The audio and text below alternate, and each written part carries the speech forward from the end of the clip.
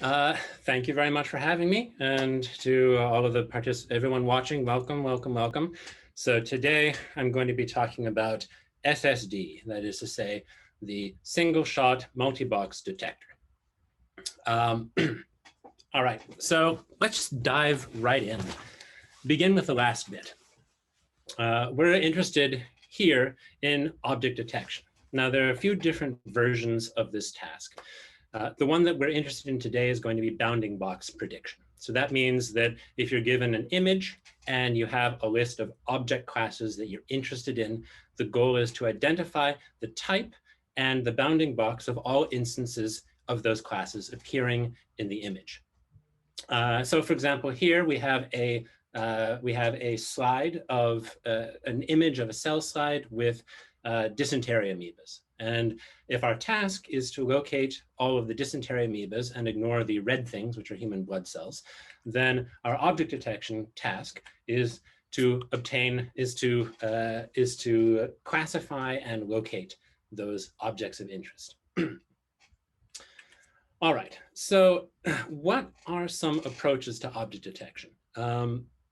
Let me just start with a relatively simple approach that was actually very important in the development of object detection. And that's one that's based on classification. So let's say that we have an image. Here I have an image of 4 ticks on somebody's finger. And the goal here is, of course, to locate the ticks. So how can you do that? Well, one thing you can do is you can approach the problem as a classification problem. So you cut out sub-images, you sample boxes from the image, and to each of those boxes, you apply a classifier. So for example, one box here contains a little bit of a tick, but basically it's background. And so this box might be classified as background, whereas another box, which is more squarely located on a tick, might be classified as a tick. So the right-hand box here is a non-detection, and the left-hand box is a detection, and that would be output in this approach. Now, this approach has a number of challenges. One of the obvious ones is how do you sample boxes?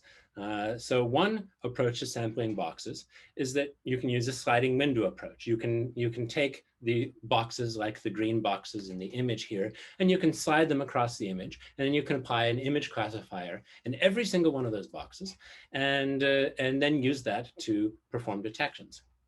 And the problem is that applying an image detector is already, image classifier is already expensive. And so just using an indiscriminate sliding window approach is an expensive approach.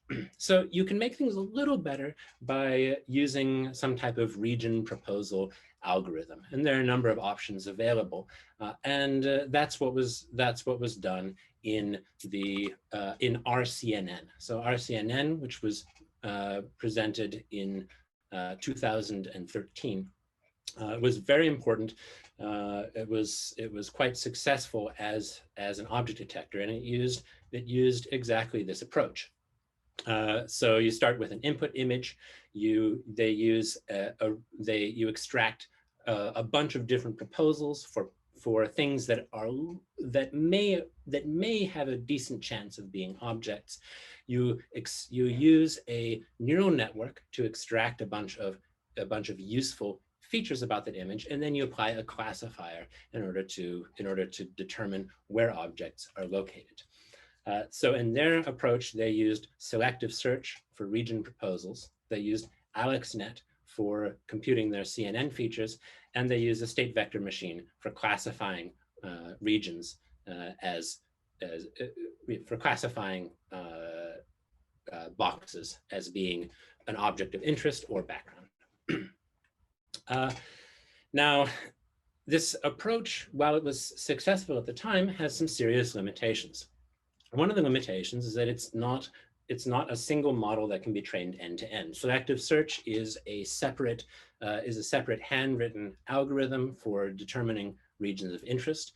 AlexNet is a neural network. SVM is a state vector machine. So each of these components works individually, and training it cannot be simply trained end to end.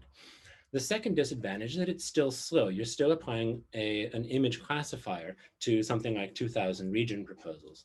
So it's very weighty. So there was a lot of effort put in subsequent to that paper into finding alternatives to this approach that were less expensive, that would give you good results, but without all of the computational power required to apply the RCNN approach. So some alternatives. The first one is fast RCNN and faster RCNN. So those are end-to-end versions of RCNN. They're much better. They're much faster, much more lightweight, and easier to train. They get better performance than vanilla RCNN. There's also YOLO, you only look once, and there's a single-shot multi-box detector. So those are three of the major ones that are still being used widely in some form or another in current work. Of course, today we're going to be talking about the single-shot multi-box detector. Now, the single-shot, so the SSD architecture is illustrated here. So roughly speaking, it has three stages. There's a feature extraction stage. There are the actual detection heads, and then there's a post-processing stage. So the feature extraction stage is a purely convolutional stage, which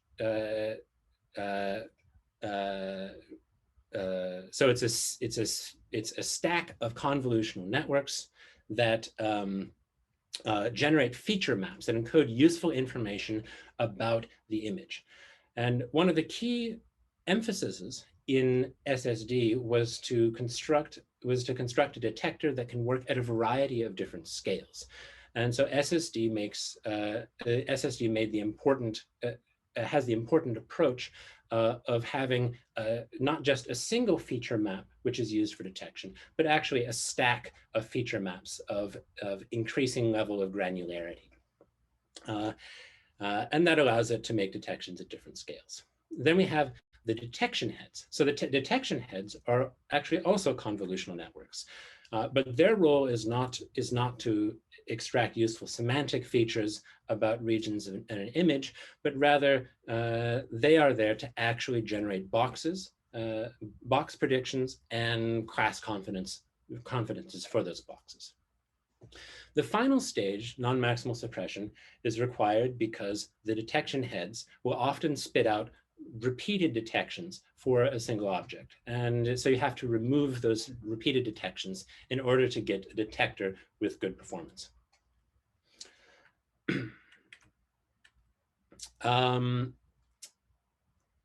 Let's see.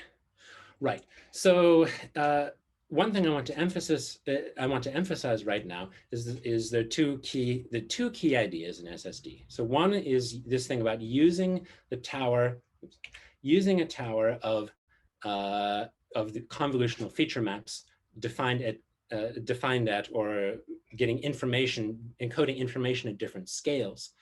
And the second is using a collection of different filters that are specialized to predict boxes of a range of shapes and sizes. So let's begin now with the feature extraction stage. So, of course, SSD is a convolutional network. It's built entirely of two-dimensional convolutional layers. The first stage in the network is to build this tower of feature maps. Now, the goal of the feature maps is to encode useful, nuanced semantic information that's localized in different regions inside the image, which can then be used as a basis for making box proposals. So the basic idea is you start, as always with convolutional networks, you start with an image. Let's say you have a 300 by 300 image with 3 color channels, and you apply a stack of convolutional layers, and in the end, you output a smaller feature map, for example, 38 by 38 feature map, but one with a much larger number of features, for example, 512 channels. And at the time that the SSD paper was written, one of the best, there were networks existing that were very good at extracting useful features from images. And those, of course, are image classification networks. And so they chose one of the high-performing image classification networks of the time, VGG, to use as the basis for their convolution, for their feature extractor. So VGG is listed. You can see its structure on the right.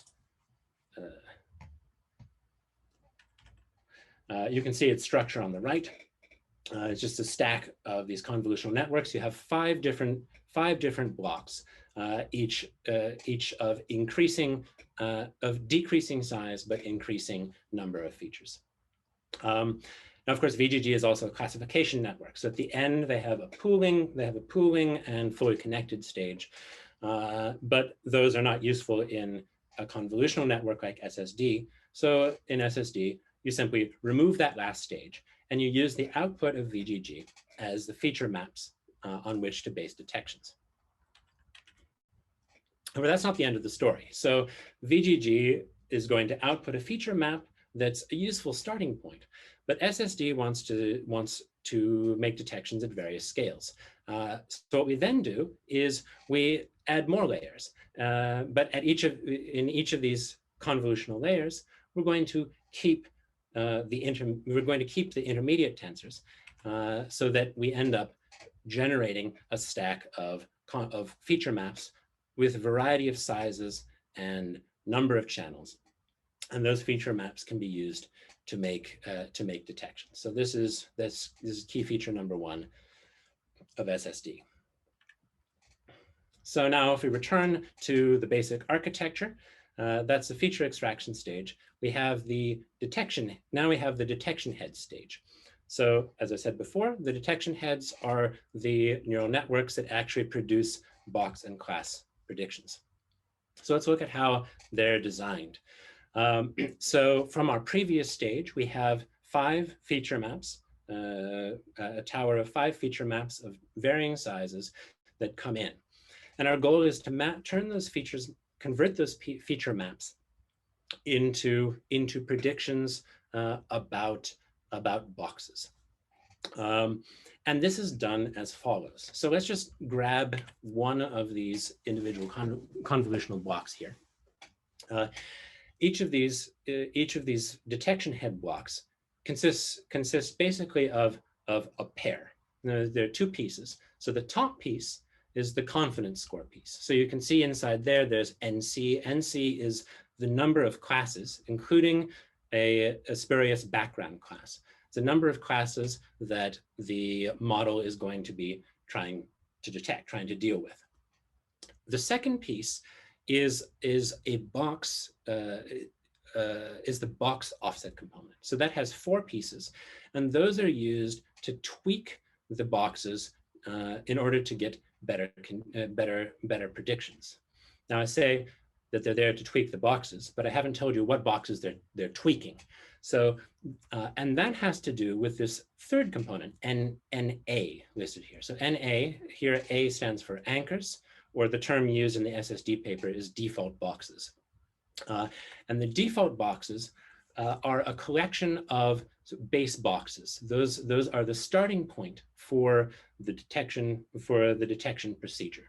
So the basic starting point is that the detector attempts, for every single one of these red boxes scrolling across the screen here, the detector attempts to identify whether that red object corresponds to, whether that red box corresponds to an object in the image. If it does, it should be labeled as positive, and if it doesn't, it should be labeled as negative. So here, the red scrolling thing, those are scrolling through the default boxes, while the blue objects are the positive detections. Let's see. Yes. Now, As I said before, one of the features of SSD is that it actually functions at multiple different scales. So the top image here has relatively large boxes, and the boxes have a relatively large offset. Each of the default boxes has a relatively large offset relative to the others. That means that it corresponds to a relatively coarse stage of the feature tower. It's near the top of the feature tower. But we have a collection of different towers of feature maps that are used for making detections. And as a result, levels lower down are going to have smaller boxes, and they'll have smaller strides corresponding to the larger size of the feature map. And so you can see that the layers near the top are going to tend to pick up larger objects like the tick on the right, whereas the layers that are lower down will pick up intermediate or smaller scale objects like the ticks on the left. So let's talk a little bit more about how these detections are actually computed. So here I'm showing a particular default box D. And so let's say that this default box, this default box D has associated to it a couple of different quantities. So one is the confidence score. So it may have a certain confidence score that this box is background. And it will have a confidence score that this box contains a tick, and a confidence score that this box contains a leaf or a worm or whatever else you have in the list of objects you want to detect. So that's quantity number one. In this case, the tick score is higher than the background score, and as a result, this box would be identified as being a positive detection of a tick. Now, the second piece is the box offsets. So the default box itself has a certain location, it has a certain shape, it has a certain aspect ratio and size. And the box predictions are used to adjust those, to make them more accurate. So if the neural network outputs are these beta parameters, then they're used to adjust the default parameters, the Ds, dx, dy, dw, dh, into the prediction boxes, Bs, bx, by, bw, and bh. And in doing so, the network can leverage the features in the feature map in order to produce more accurate localizations for the objects that you're trying to detect. Now, in order to train that system, you have to come up with a sensible way of encoding labels and of computing a loss as you train. So the process of computing labels corresponds to identifying what is happening to every single one of these default boxes inside the training image. So let's look. So here we have another video. This one is slightly different. So here, the green boxes are the ground truth boxes. Those are the things we want to detect.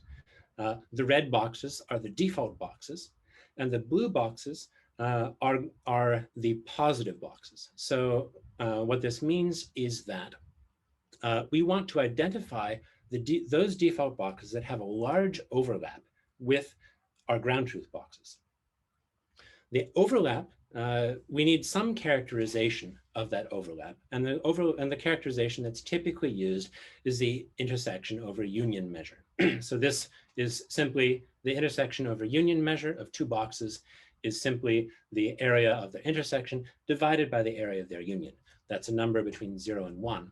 And a common threshold value used is 0.5. So in this image up here, the blue boxes that are labeled here, these are the positive default boxes. And these are the ones which have an IOU of greater than 0.5. So this one has 0.56, this one has 0.65. So these are the ones that are considered to be positives. And boxes that are not positive are considered to be negative, or depending on the setup, they may be ignored. But in any event, a box that has sufficiently low overlap with all of the ground truth boxes is going to be labeled as a negative box. So we have these two classes. We have the positive boxes, we have the negative boxes, and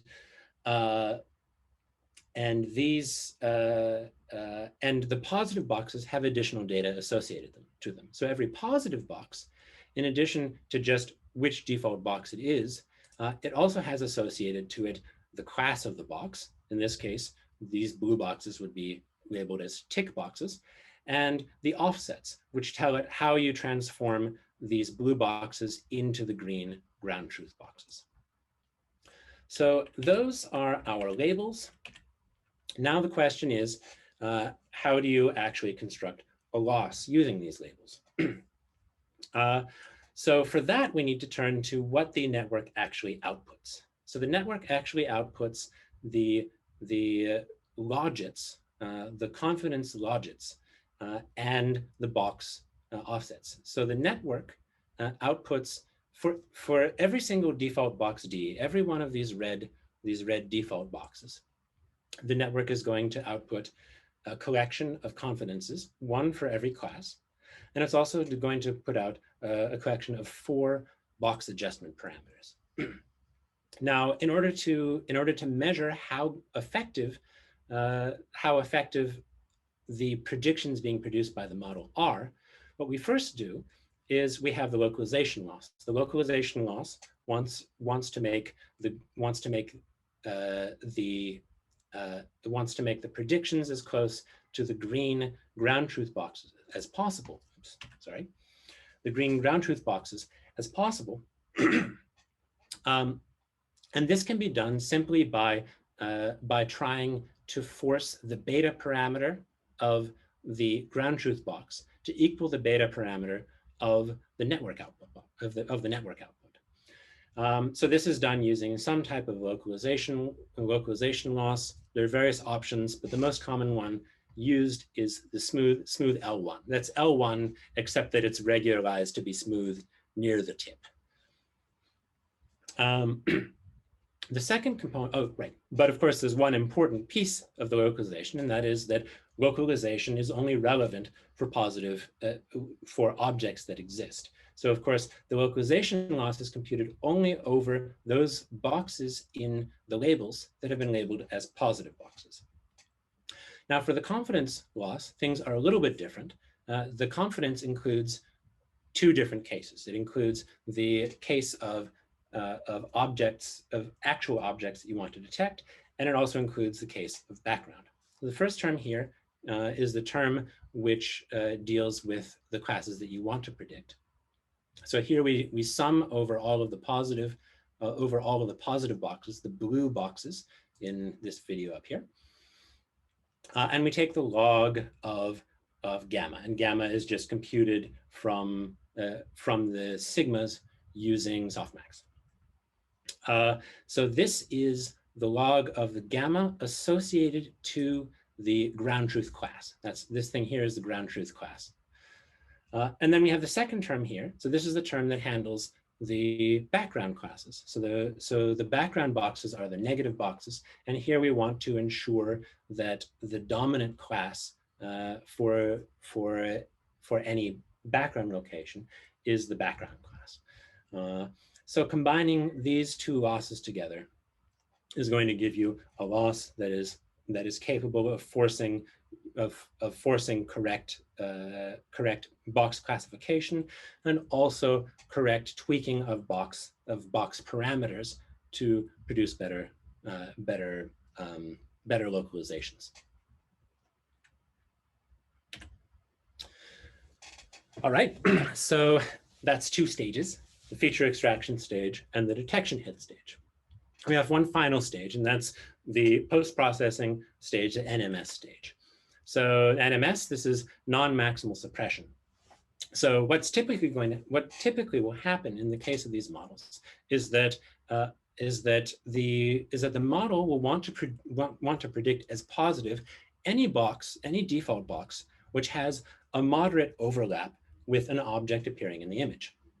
So for example, in this case here, we have made a single detection for the third tick, and we have made 3 detections for the fourth tick.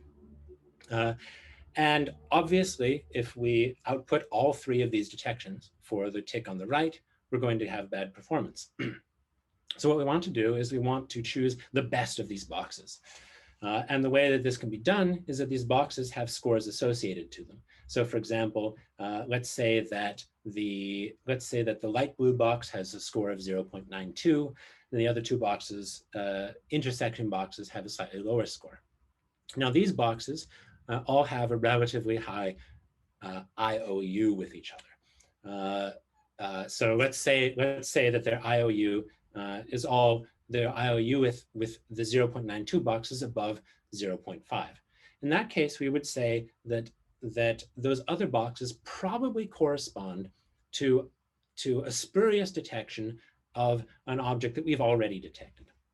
So as a result, we keep the box with the highest confidence, we drop the box with the boxes with the lower confidence, and we are left with only 2 detections. Oh, it looks like I took the wrong color box, but you get the idea.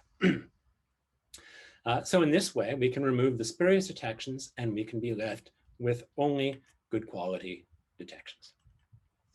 Okay, so now we've seen the entire architecture and basically how you construct these models as convolutional models, and how you use these convolutional models to produce box detections, and then how you pare down those box detections into a collection of predicted objects without repetitions, without duplications. So the architecture overall is going to look something like this. All right, so this is a schematic of our SSD architecture. How well does SSD perform? Well, this is a table from their original paper. And by the standards of the time, these results were very good. So here we have, for SSD 512, we have 26.8 on the average precision measure of the 2015 COCO test dev set. And this is compared to, for example, faster RCNN, which has 24.2, and some of the other versions which have scores that are lower still. So it performed quite well on those measures. Now this is back in 2015, and obviously things have gotten a lot better since then. So now these measures here are on COCO 2017, but this is taken from the efficient det paper, and here we see that we have drastically higher scores for AP for these newer models compared to the original performance of SSD.